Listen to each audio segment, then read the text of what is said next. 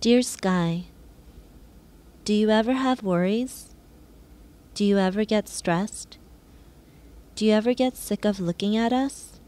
Or are you not looking at all? Do you ever look at how beautiful you are?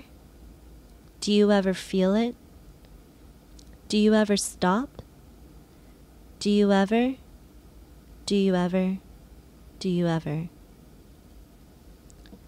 When I was little, my family moved from the States to South Korea, where my parents are from.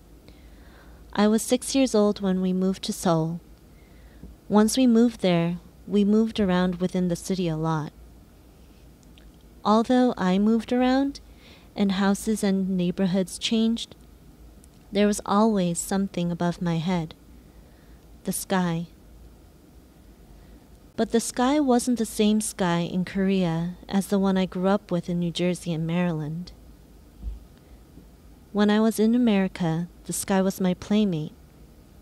I played with the sky, often with the company of my friends. We would guess what shapes the clouds took. Sometimes a puppy emerged, other times a pony, an ice cream cone, a home. The sky was a playground as well as my playmate. But once I was in the Far East, the play, the game, stopped. I didn't have the friends to imagine the shapes in the vast sky. It was often just me, myself, and I, and the big blue, or the big gray rather.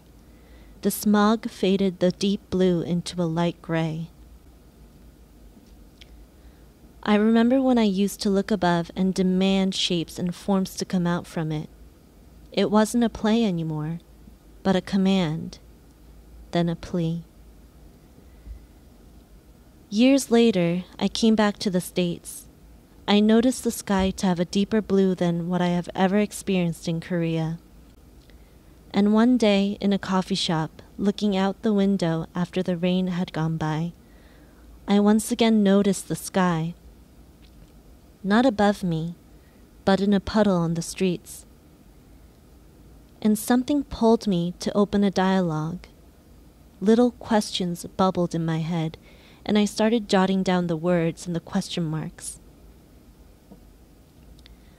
Weeks later, while sitting in a bus, a little nudge came to me in my heart, and it sounded like this. Do you know I can be warm? Do you know I can be cold? Do you know I can be everything in between, all things you can ever hold? The most important thing is, you are the same as me.